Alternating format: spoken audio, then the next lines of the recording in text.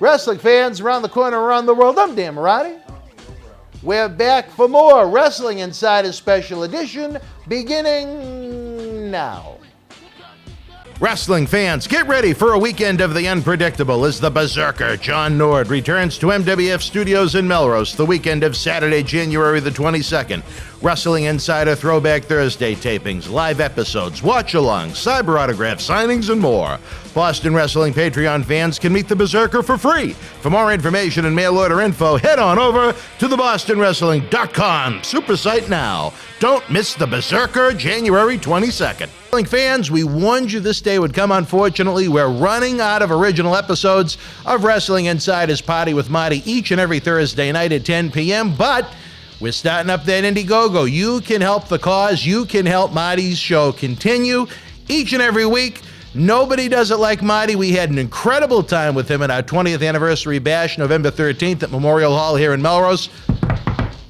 We want to have the good times keep on rolling, but we can't do it without you. Look for the Indiegogo link in the comment section below or across our website and social media platforms. We have some great perks, great rewards where you can even meet Marty himself. There's nothing like it.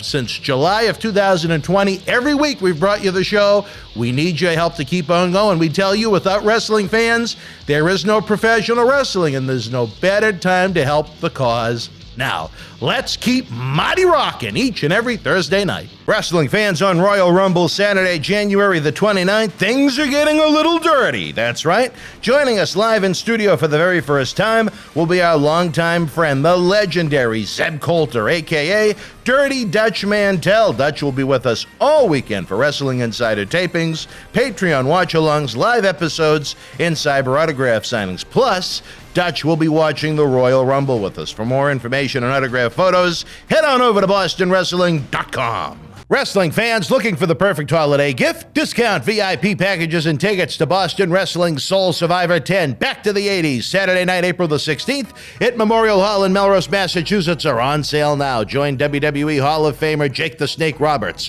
three-time WWE Tag Team Champions Axe and Smash Demolition, The Wild Berzerker, and more 1980s legends to be announced. Take part in a VIP exclusive Q&A session. Meet the wrestling icons up close and personal in an autograph and photo fan fest. Then get ready as the superstars and legends of yesterday, today, and tomorrow take part in a night of white-hot in-ring action. Discount VIP packages and tickets are on sale now for a limited time at bostonwrestling.com. Join us for a professional wrestling reunion decades in the making, April the 16th. This is Mick Foley. This is Harley Race. This is Shelton Benjamin. This is Mr. Wonderful Paul Orndorff. This is the Monster Abyss. And this is Daniel Bryan. This is JBL, and you're watching the MWF. Be there live. Wrestling fans, welcome back as we continue some great wrestling conversation with multi-time WWF Intercontinental European Champion D'Lo Brown. I feel very lucky to have you with us with everything you have going on in your world, in your wrestling world right now, to be able to come and chew the fat with us. I'd love to turn this into a regular, semi-regular thing, either or, you know, the stories in that mind of yours and the career that's still going strong in 2021. Some of these stories. You want to forget them, I think, maybe some of them. Some of them, no. I would love to, and any excuse to get me to Boston, to Calamans, I would appreciate. There you go. Lobster rolls are, oh God. Okay. Have you ever thought about a D'Lo book? No, I don't think my life's that interesting. Really? I don't. Well, you know what? Save it for me then, when you come and do our show. We were talking about some of the interesting folks that you came across in Smoky Mountain in our last episode. I think it's worth continuing because I think there are fans that they love to hear these small tidbits of information, even if it's not a 10 or 20 minute story. But tell us about a Smoky Mountain Cactus Jack who came through. Oh, so Cactus was so cool. I had seen him a few times, you know, on NWA TV. You know, he was from Truth or Consequences, but then I got to find out he was a Chicago Bear fan like me. Is he a Bear fan? Yes. Really? Yes. So I wouldn't have guessed that. Where he's from New York. He's from New York, and then he was so smart. Like I you know, you see the gimmick, you see the wild hair, doing the crazy stunts, and you're like, oh, okay, this guy's just doing. To realize he was he was just a smart individual, and he was so kind and caring. I remember sitting down for hours with him, just talking about nothing, wrestling, bears, anything. So he was always cool. And then when we met up again in WWE, WWF, just picked up right where we left off. He's so, and for the longest time, his son Dewey, I was his favorite wrestler. So Really? I'll take that. Now, why were you Dewey's favorite wrestler? I don't Any know. idea? He just Was said- it the head bob? I don't know. I was his wrestler. He had picked me for a minute there, so Hey. I was his favorite wrestler. So I'll take it. Well, there you go. Weigh in with Cactus too. No, we had anytime we've ever worked with him, or he helped promote his different books and different endeavors. We've always had so much fun, so many laughs. I think the world of him. He's a great guy. Great guy. You shared an interesting story early on about a guy you get to know pretty well from your part of the country, Boo Bradley, better Yes. known to fans as the late Great Balls Mahoney. Yeah. So when he got his job in Smoky Mountain Wrestling, he got the job but didn't have a car. So as he came into the Monster Factory one time, he goes, "Does anybody want to ride with me down to and I'll take you." And it was myself and Ace Darling drove him down there. And Ace Darling from Ace Jersey? Darling, yeah. Oh, I remember. He used to work for Tony Rumble often. Yes, he would go- yeah, yes, yeah. yeah. So Ace and I drove down. Ace and I had a dark match, and I got hired. Unfortunately, Ace did. But I will say, without him helping me out in that match, I don't think I got hired. So Oh, really? yeah, I mean, he really took care of me and put me in a position to look as good as possible. So Now, Balls, didn't he have an amateur wrestling background? yeah, he was a shooter from what's it, Long Branch, one of the island cities in New Jersey. But yeah, he was an amateur, just like Chris Candido was. You would have never thought it about Balls Mahoney, though. No, you saw some old pictures of him. You wouldn't. Really? Yeah. Really? See, I never saw that he side went, of him. when he yeah. got into wrestling, he went full wrestling. Really? Yeah. Oh, well. Well, another one that's missed, that whole ECW fraternity, they had a tough second half of life, maybe is the best way to put it, many of them with the abuse that they went through.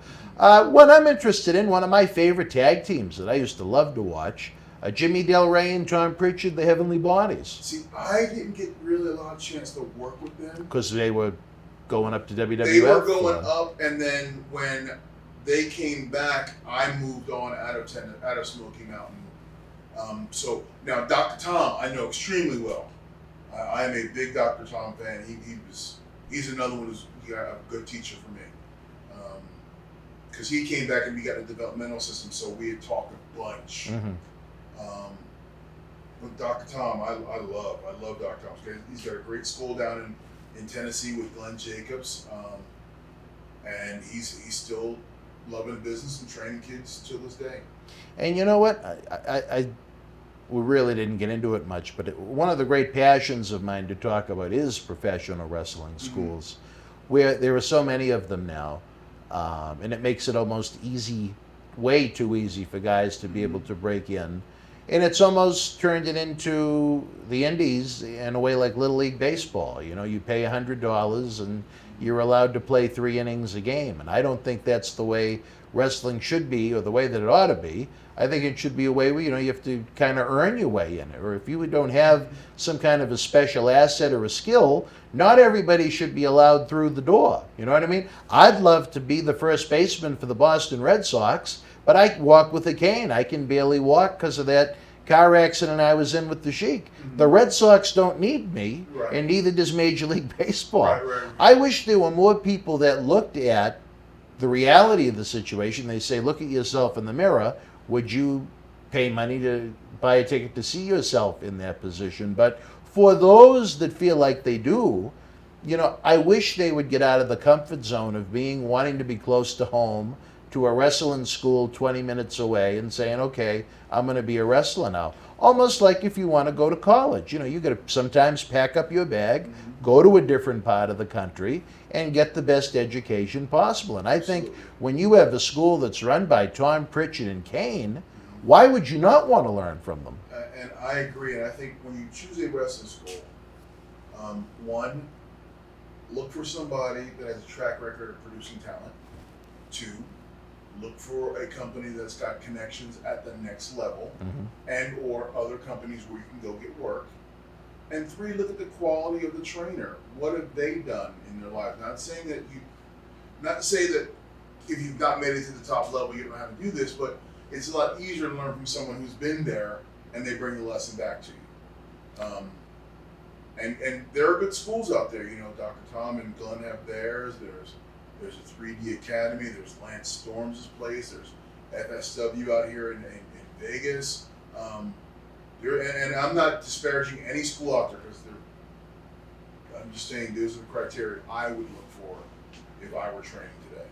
I always look at it like this. Whether you were main event, bottom of the card guy, if you weren't a full-time professional wrestler making a full-time living at doing it, whether it was a lot of money or a little money, it's very hard to teach the pro wrestling industry to someone if you never did it full-time yourself. Agreed. It's almost like a 500-piece jigsaw puzzle. Anybody can show you a couple of nice pieces or a couple of nice moves, but when it comes to putting that 500-piece puzzle together, unless you've actually done it, how the hell are you going to teach it? Yeah, there's certain insight you can only get from someone who's been there. It's like a man I'm going to ask you about in just a second used to say, you know, I can read the web journal of medicine, I can watch ER on television, but that doesn't make me a doctor, and it's the truth. And that man is, who I wanted to ask your opinion about, that was a Smoky Mountain regular, I think around the time you were, one of my absolute favorite people to have around, that makes me laugh like none other, Uncle Al Snow. Al Snow, we talk, this is, and by the time you guys see this video, it'll be old news, but just the other day, Al Snow saved a kid's life in the Gulf off Destin, Florida. He's a hero inside and out of the ring, and he's one of the coolest, realest people you'll ever meet in this business. And he's another one that is an encyclopedia of this industry when it comes to how to do this, what to do, when to do, and why to do it. Al was a guy who took me under his wing and brought me up to Lima and let me roll around his gym body slammers for a summer, just to get more seasoning, just to get more polish on me. He's a dude. He's one of the good guys. I mean, I can't say any more simple than that. He's one of the good guys.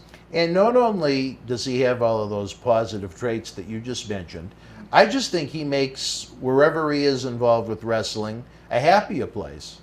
His sense of humor is top notch. He's always got some kind of a funny story or an anecdote.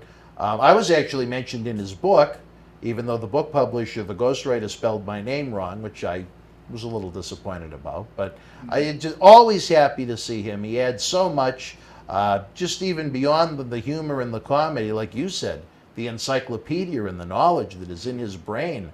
Someone that just understands what this business is, inside and out. And, you know, again, we talk about great wrestling schools. Look at what he did with Ohio Valley Wrestling. Not only is it a wrestling school, it's an accredited academy. It's an accredited, yes, he gets money from the state. That's nuts. He's no different than a college or university right Yeah. now.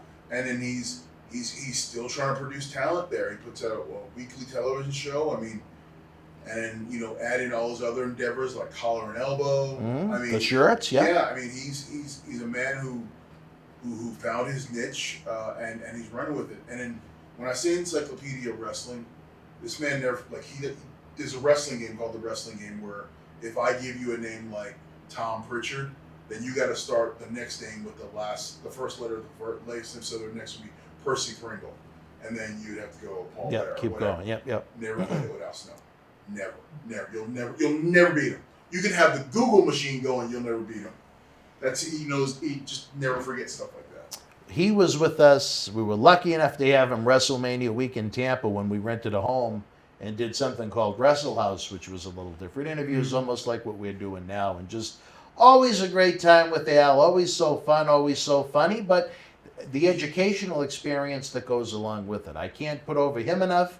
I can't put over a wrestler that wants to get into this business being trained by that man enough. Or if you're a promoter looking for a great talent to add to a show, I mean, he's still active, getting in the squared circle, when he's called upon. The cool thing about Al is, if you I feel like I'm doing an Al Snow commercial. The cool thing about Al is if you bring him in,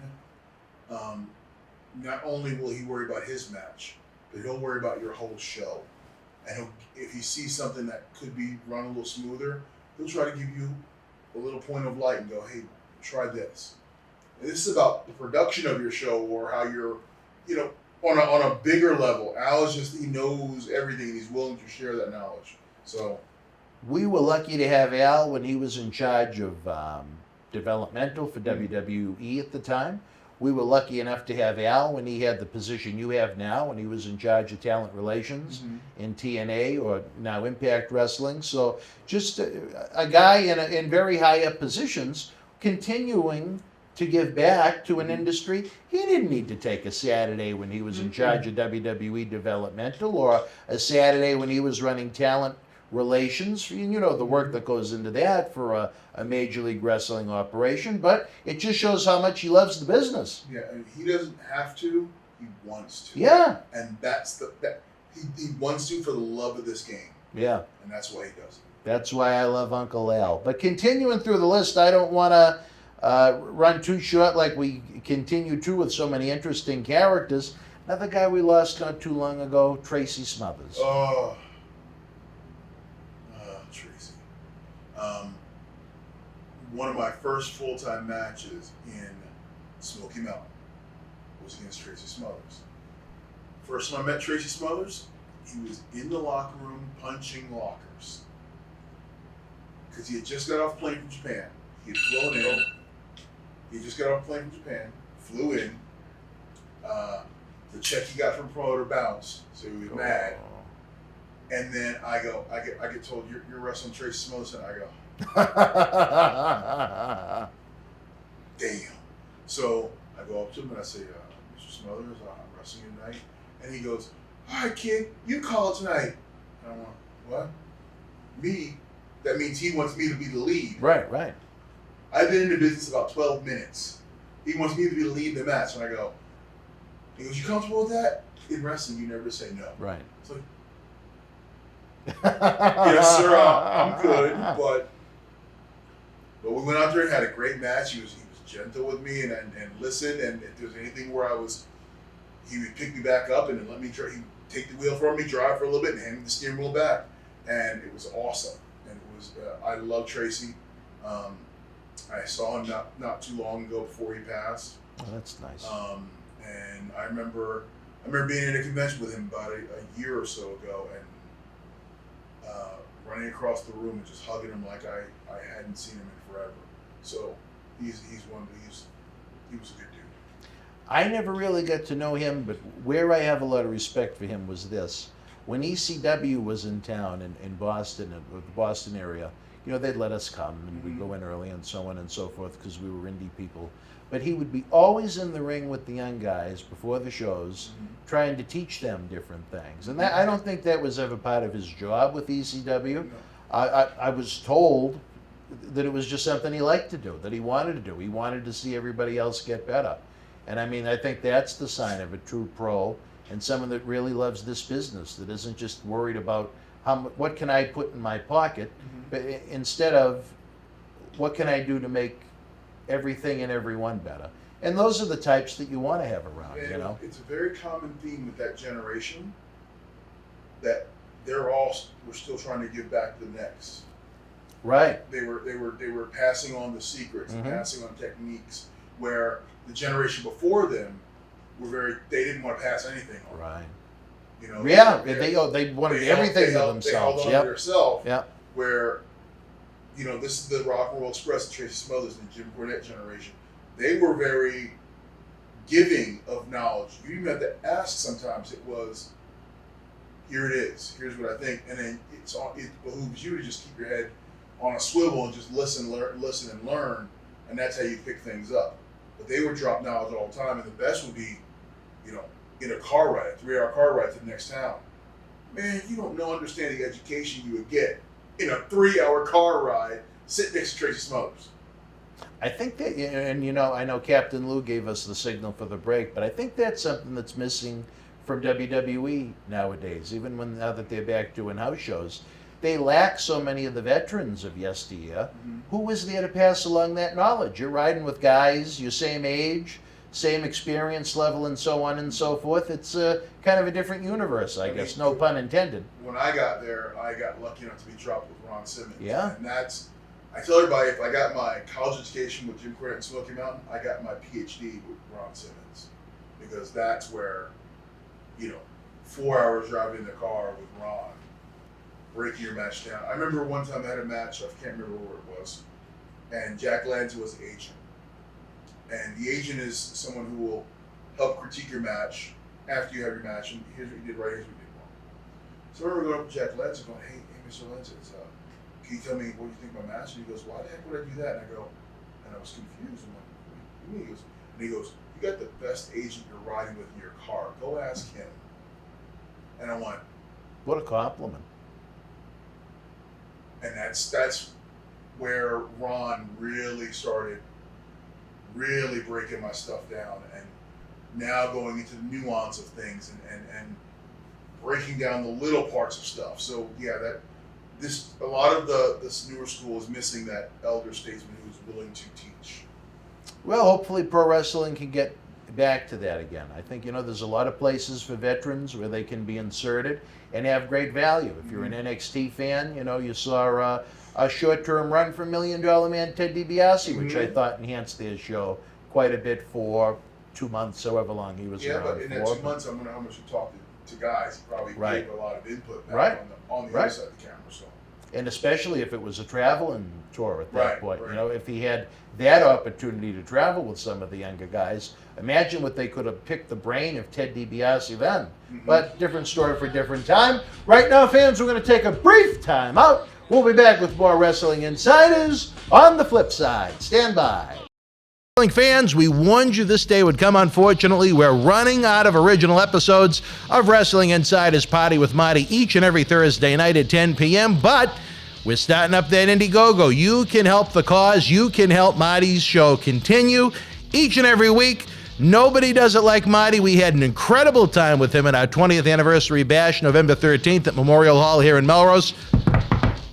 We want to have the good times keep on rolling, but we can't do it without you. Look for the Indiegogo link in the comment section below or across our website and social media platforms. We have some great perks, great rewards where you can even meet Marty himself.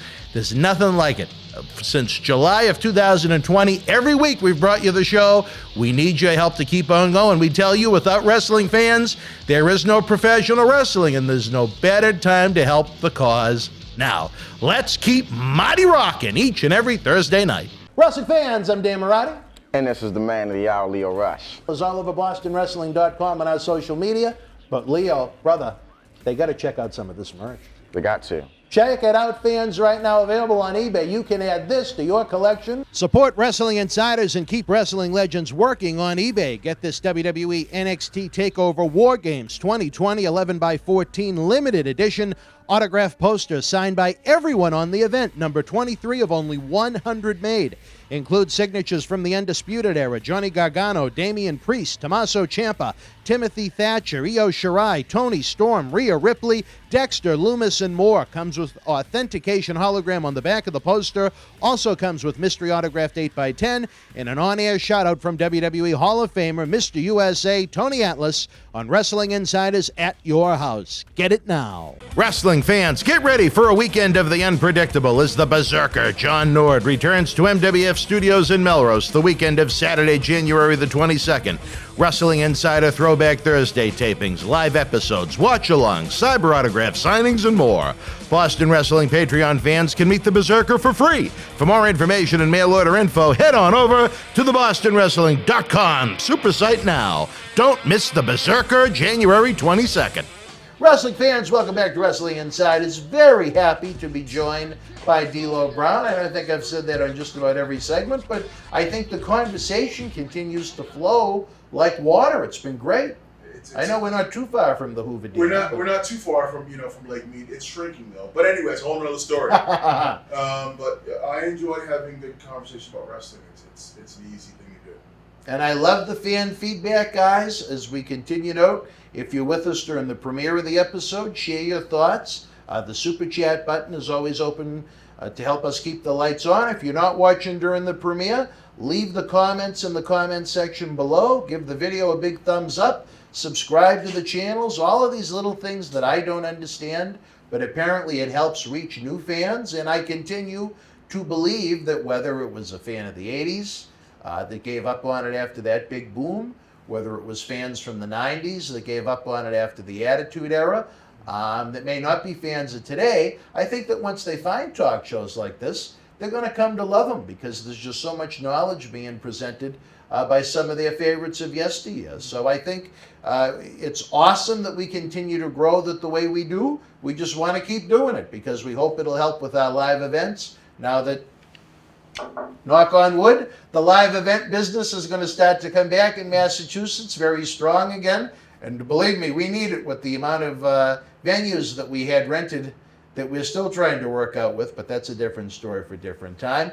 As we continue to relive the Smoky Mountain days, a promotion that I don't think it gets the love it deserves. I think it's forgotten nowadays by a lot of people. I think it's important that it's discussed because it played a very important part in the history of the 90s wrestling scene, in my opinion. Yeah. What about a guy, the Nature Boy Buddy Landell? I never understood why he needed to be the Nature Boy too when I used to watch him as a kid, but you worked with Buddy, or around Buddy at least. Your thoughts, memories on Buddy Landell? Buddy was Buddy.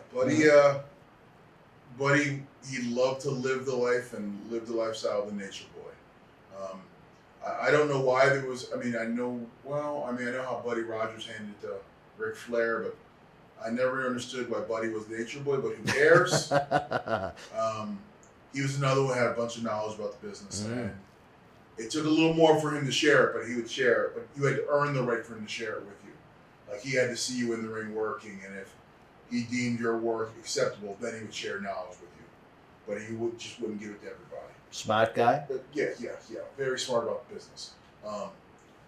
Knew the inside and out. Knew how to make a crowd react in the manner that he wanted. So yeah, very smart guy. As a veteran of this business now and someone that's in charge of talent relations in your own right, why do you think that Buddy never became a big star in the industry? Was it because it almost came across like he was trying to do a copy of Ric Flair? Or? That's that question could have a million different answers. Whether it was the gimmick or whether it was personal demons or whatever it was. Yeah, that hurts. Whatever it was, something stopped Buddy from crossing over to that national level. And he had all the talent to be a top wrestling star. Even more than what he was. And that's a shame. It is. Because this business can use all the stars it can get. We know that. Absolutely. We know that. You know what? There's a lot of room for a lot of stars in this universe. So let's light them all up. There you go, like light fireworks. Light them all up. What about a guy before he went on to WWF as T.L. Hopper, the Dirty White Boy? Another dude who would take every opportunity to pass on knowledge. Would take anything. He'd be like, he was one of the first that said, sit down next to me, listen to how I call a match, then go watch the match, and then come back here in the locker room and watch me how we have our post-match conversation. And that to me was like the magician showing you how to pull a rabbit out. And so you had the best seat in the house because you got to hear the building of it, you got to see it there, and then you'd come back and what went wrong, what went right, why did we do an audible here, and that it was just so insightful, just incredible. So yeah, he's another one who's really, really, really willing to give his knowledge. Very helpful to Yes, the young guy. last time I saw him was here at CAC. Oh, really? Yeah. Really? I don't remember him. He was here. Okay. Yeah, he was here at So many people. He was here when I inducted Mark Henry, because I remember he was sitting right across 2 tables over, and I remember him hugging me like he hadn't seen me in 20 years because he hadn't. Isn't that interesting? I don't recall, not that I take attendance at one of these, but there's so many people that usually do go. It's going to be interesting to see what this year is going to be like. Where it's a different time, a different life. I don't know if they're going to pack 700 in like they usually do, but I hope it does significantly well. People, you already told me something that I didn't know about as far as their teaching methods went. Mosh and Thrash are the headbangers in Smoky Mountain. And they were the head trainer. Glenn Ruth Thrasher was the head trainer for Larry Sharp's Monster Factory, and he was their champion. He was known as the Spider. And then there was 2 of them. That was Chaz, and he became Spider number 2, and they were called the Arachnoids together, something like that. But yeah, they were the head trainers there. They learned when they crossed over to become the headbangers. There was a move that they had perfected at the Monster Factory on me called the stage dive. That was a finish. That was a good. I like powerbomb that. leg drop. They learned how to do that on me. Really? Yes. You were the crash test. I was the crash test dummy. Yes. 2 good guys though. I just was with them up in New York just about 3 weeks ago for an autograph sign. Oh really? Yeah. So we met right before the hurricane hit New York. Oh, okay. We were there. And we got just to reminisce and catch up, but 2 good guys. I don't know if you're going to have maybe a little favoritism towards him because he wound up being a partner of yours, but I always thought that Mosh had great potential to do more than he did. I know he had that lousy beaver cleavage. Yeah. And then you guys were dressed up in turbans. Yeah. I mean, the headbangers gimmick, for whatever it was, did it fit that music scene at the time in some way? Sure, but it also could be looked at as a little hokey. Do you think there was something missing from Mosh as far as reaching that next level, or do you think that maybe he wasn't given the proper platform to do it on? I think a little of both, but I think he definitely wasn't given complete platform and or a real opportunity to show that he could go stand on his own. I thought he was highly talented, extremely competent in the ring, and just very knowledgeable. And I think he should have been given he deserved a better opportunity.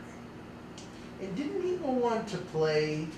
Was it like professional kickball or something? Yes, he would come out here to Vegas all the time. Yes. Oh, did he really? Okay. Yeah, he's a professional kickballer. He still does it. Really? Wow. Yeah, and he win trophies. He's a pretty athletic guy. So yeah, and you don't think of kickball as being athletic, but it is. From your lips to God's ears when you have legs that work. And I think Thrasher, didn't he go on to manage a chain of Domino's pizzas? Yes. Or Domino's pizzas or something? Yes. Yeah. So they're doing well for themselves. Thrasher's still in food service, and Mosh is still playing kickball. So they're doing well, and I think he just turned 50. So wow. Yeah. So, but he's still out there doing his thing. Hey, good for him. If it makes them happy and they're doing it, and they're able to live life and enjoy it, that's a good thing. What more could you ask for, right? That's all you can. And I'm sure they have a boatload of memories from wrestling that they'll carry with them until their time comes, hopefully much. Well, 50 more years. There you go, exactly. What about a guy that I found to have a lot of personality during his ECW days, Wildfire Tommy Rich? I only interacted with him a few times in Smoke, because he would come in as a guest in the Smoky Mountain every now and then. But he was another one, dude. You'd watch him in the ring, and he was just smooth as silk, and he could go. And he knew the business too. And you guess you had to be if you're a former NWA World Champion. You know, they don't just put that belt on anybody. So he could go in the ring.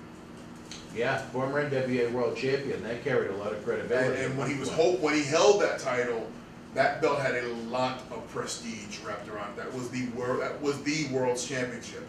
You know, so they just didn't put that title on anybody for any reason. No. So, and you had board of directors. It was like, I don't know, a 10-man group that would decide the fate of the title. To be voted in. Yes, it was like they decided the fate of the title, so it was serious. From promoters from all over the country. Mm-hmm. Yeah, that was a serious deal. Yes. And another guy, I'm going to guess maybe guest star would be the best way to label him, but Terry Bam Bam Gordy.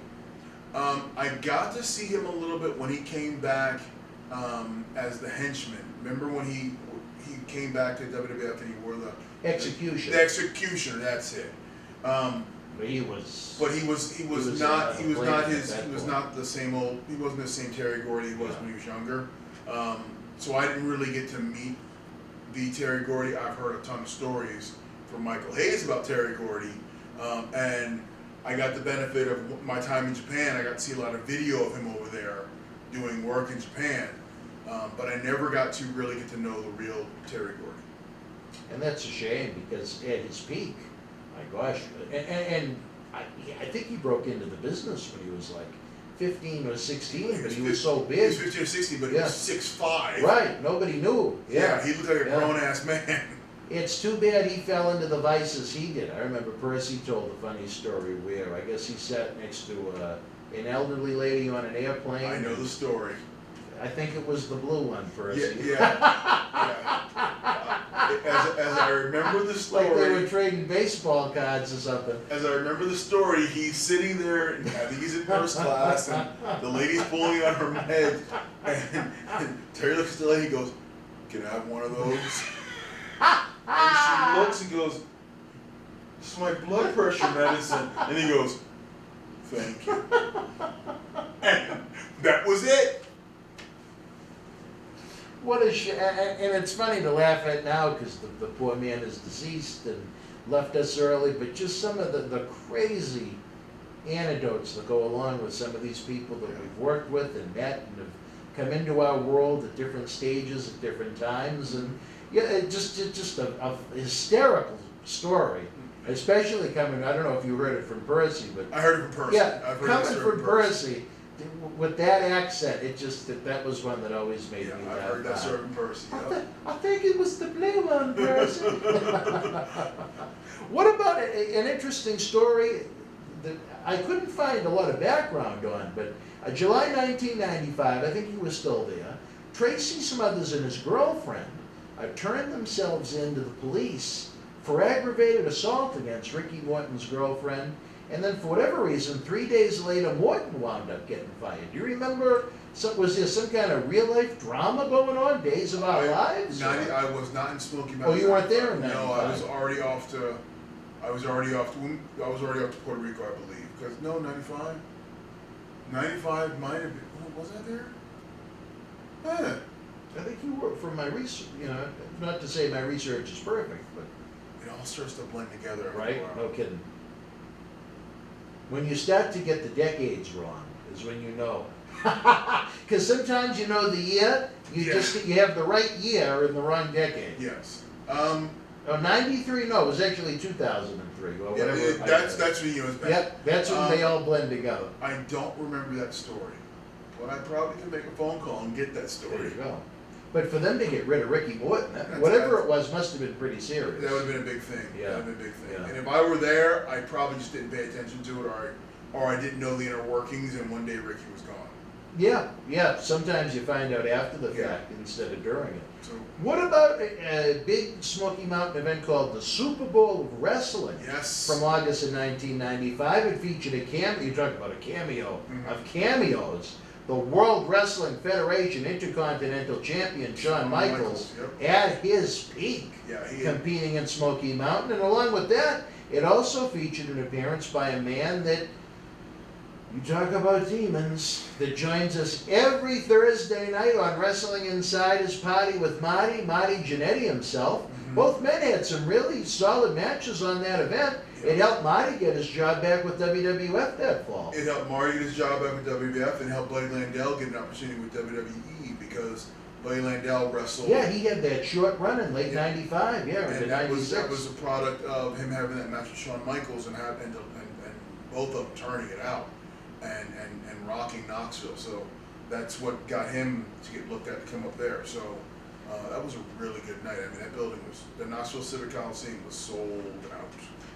What did you get a chance to interact with Shawn at that point, or just No, he was in and out so he quick? was way. It was a difference between him and Undertaker. Undertaker wanted to be in the locker room. Shawn just did his own thing. Yeah, I see what you mean. And he was like that back then. But different person nowadays, which Different is a person great now, thing for WWE. Different person now. Yeah. I've had many conversations with him now. Back in the day in 08 when I was still in WWE. Then I never had when I was in '94, '95. Yeah, different human being. Yeah. And quickly, I know we got the cue from Captain Lou in the background, but any memories of my sidekick on Thursday that sometimes I think is the greatest thing in the world, and other times I want to strangle Marty Jannetty. And other talk about it, just what a smooth, fantastic talent Yes. that just let so much of it unfortunately go to waste. He was tremendous in the ring. Fortunately, I didn't get to hang around with him much, and I say that in a way where I'm not being demeaning to him, but I didn't get to hang around with him a lot. The times we were in WWE together, we orbited but never were in the same circles. So, Yeah, but that might have been for the best. mhm. Poor Marty, I tell you, I know you've missed some of our regular programs, but some episodes we have with him are so deep and so interesting and so insightful. And then there's other ones when he's just in a different condition, so to speak. Yeah. And it's a disaster. And it's horrible because that is, and for every person that's ever said, oh, don't use him or this or that, I have always said, you know what, no matter what, every time he's made a mistake, he's apologized for it. Mhm. He's had a good heart. He has a good heart. He cares about this business. He needs to get himself into a better place. Yeah, that's. And let me tell you something. If you know how hard I've tried with certain, and you know the places that help people like that, I have tried so hard. But at the end of the day, you got to want to do it yourself. That's the thing is you gotta want to, because no one can do it for you. Yeah. No one can force you to do it. You gotta want to do it yourself. I just don't want to wake up one day and see the feed on Twitter or on one of the wrestling websites that you get that news and say to myself, you know what, I could have done this, I should have done this, I want to try and do it now while I have the chance, you know what I mean? And I just hope that, this year alone he's overcome 2 major reconstructive ankle surgeries. I think he had them too soon together. There was supposed to be a bigger gap, but I don't know if it was a health insurance thing or whatever it was, but at least he's starting to walk a little bit better now, and I'm just hoping that the further he gets away from those surgeries, the less pain he'll be in and the less need he'll have. But, you're a smart man. You know what addictive personalities can be like in this business, whether it be drugs, alcohol, or even sometimes stardom and fame. Those can be very addictive things too. They're very addictive. Yeah. Well, you know what, Marty, if you watch this, I know you get mad at me sometimes when I say things like this, but I love you. Right now, we're going to take a brief timeout. We'll be back to wrap up the show after this brief timeout. Wrestling fans looking for the perfect holiday gift? Discount VIP packages and tickets to Boston Wrestling's Soul Survivor 10 Back to the 80s, Saturday night, April the 16th at Memorial Hall in Melrose, Massachusetts are on sale now. Join WWE Hall of Famer Jake the Snake Roberts, 3-time WWE Tag Team Champions Axe and Smash Demolition, The Wild Berzerker, and more 1980s legends to be announced. Take part in a VIP exclusive Q&A session. Meet the wrestling icons up close and personal in an autograph and photo fan fest. Then get ready as the superstars and legends of yesterday, today, and tomorrow take part in a night of white-hot in-ring action. Discount VIP packages and tickets are on sale now for a limited time at bostonwrestling.com. Join us for a professional wrestling reunion decades in the making, April the 16th. Fans, we warned you this day would come. Unfortunately, we're running out of original episodes of Wrestling Insider's Party with Marty each and every Thursday night at 10 p.m., but we're starting up that Indiegogo. You can help the cause. You can help Marty's show continue each and every week. Nobody does it like Marty. We had an incredible time with him at our 20th anniversary bash, November 13th at Memorial Hall here in Melrose.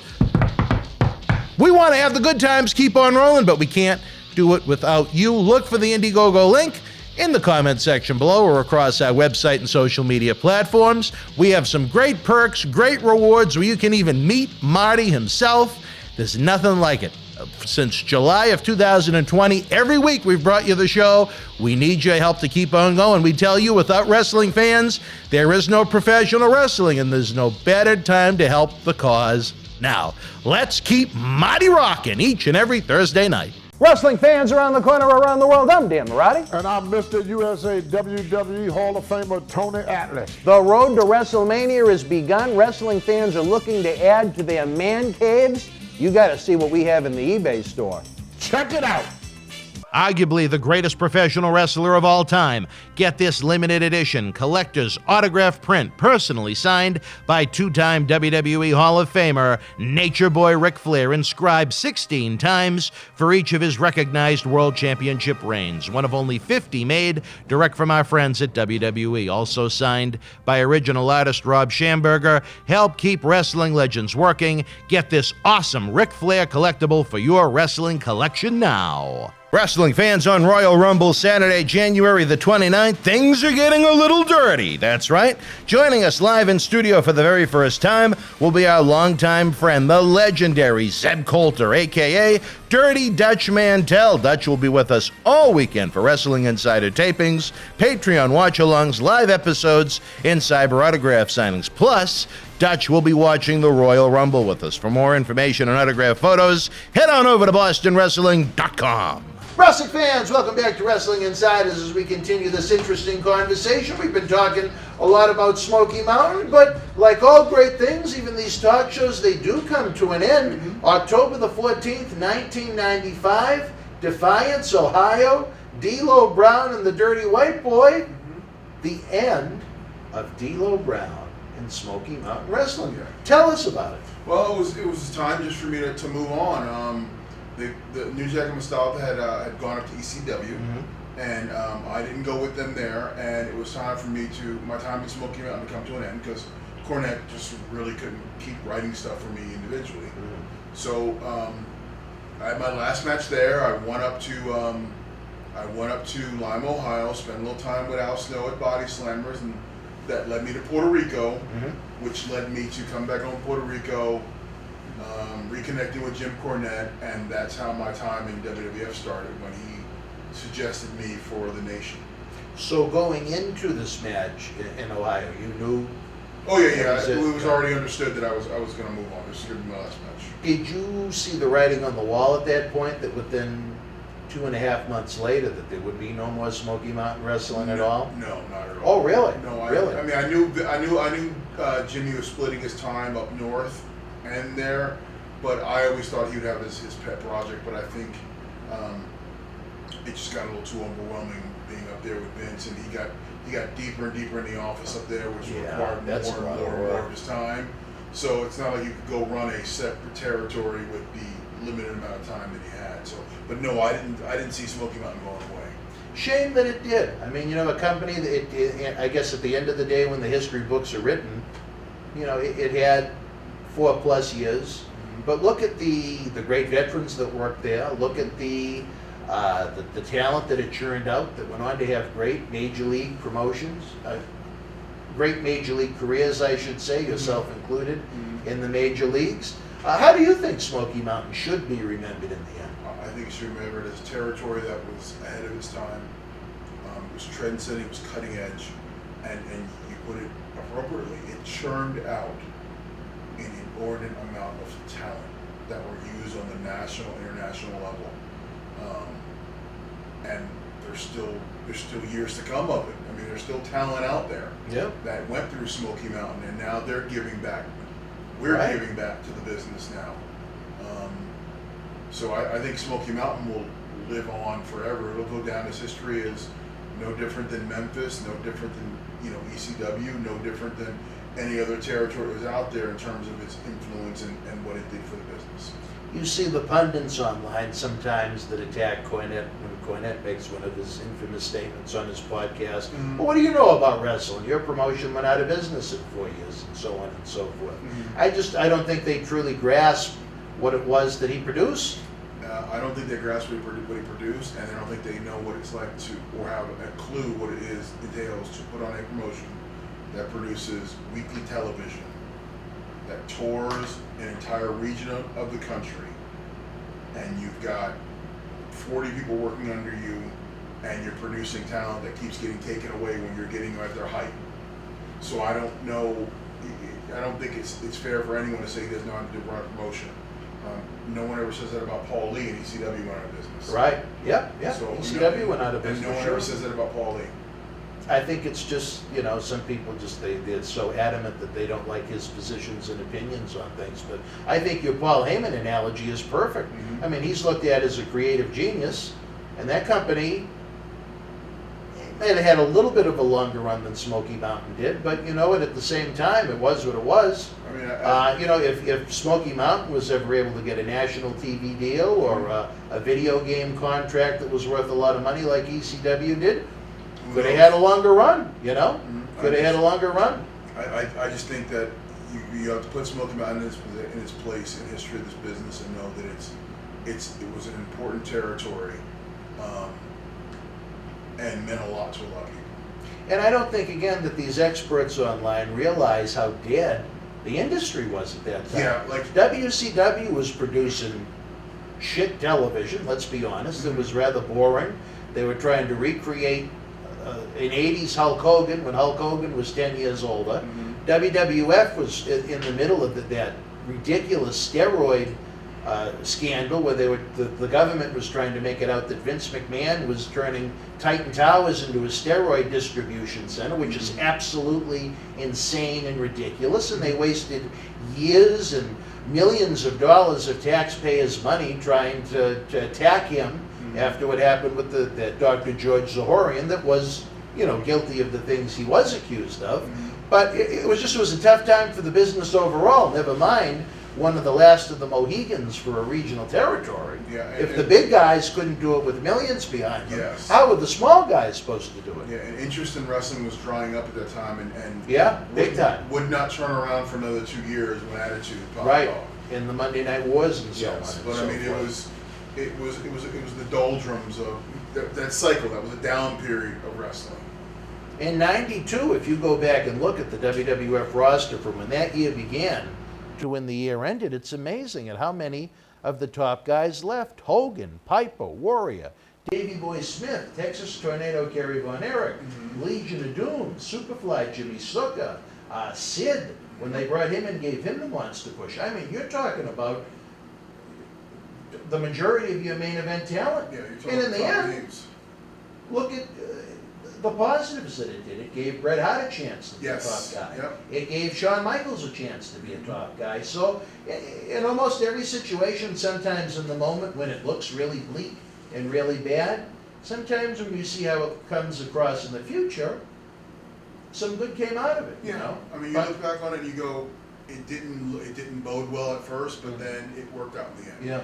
It took them like you said, a few years to get their footing back, but Took a few years, took an influx of young talent, and it took an attitude adjustment by the company to create that. And I know we'll probably get there a little bit later on, but I mean, the Monday Night Wars, for WCW to cherry pick so many of the top talent and take them away, it forced WWF to get creative and create a whole new brand of superstars that became household names. But that's more interesting stories for the quote-unquote video book we're producing. I want to know, what did you think about WWC in Puerto Rico? Did you have any reservations about going down there after I know it was quite a while, but the Brody incident? The Brody, yeah, and I wanted to go down for the experience.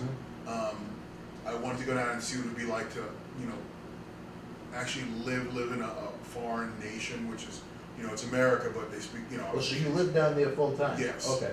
So, because it was too expensive to fly in and out. Yeah. So you'd go down and you squat. You'd get an apartment down there, and there were, I think, 5 of us living in an apartment down there. Val Venus was one of my friends down there. We would. It's He funny. was pretty big in Puerto Rico, Yes, wasn't he? yes. Him and Glamour Boy Shane. They were the Canadian Canadian Glamour Boys, or the Glamour Boys. I forget what they called themselves. But it was funny, ironic. SummerSlam '96.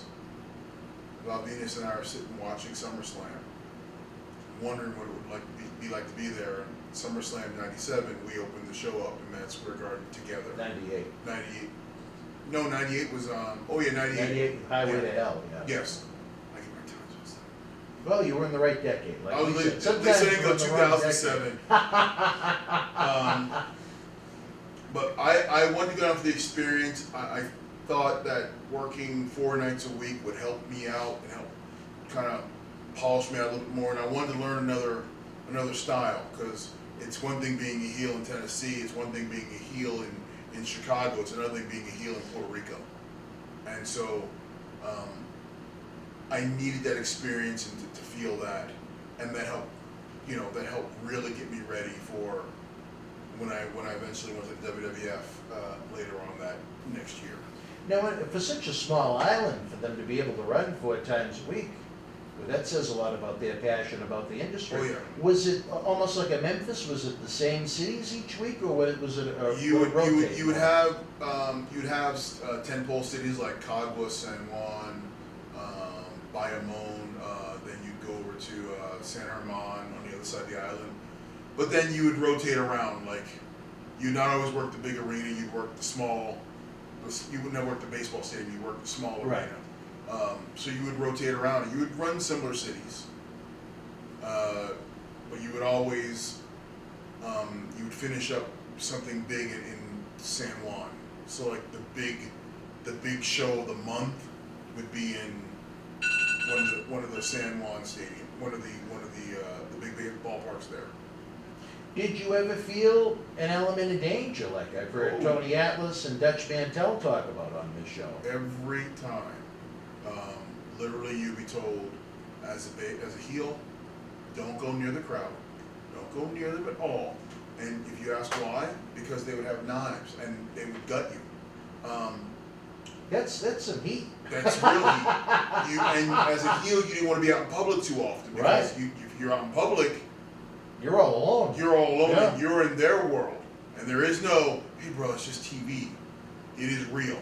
I've seen I've seen like 10-year-old kids sit with a bag of pennies, a pair of pliers, and a lighter, and he would superheat the penny up in hopes that he could touch you with it, just to burn you. Just coming down the aisle? Yep.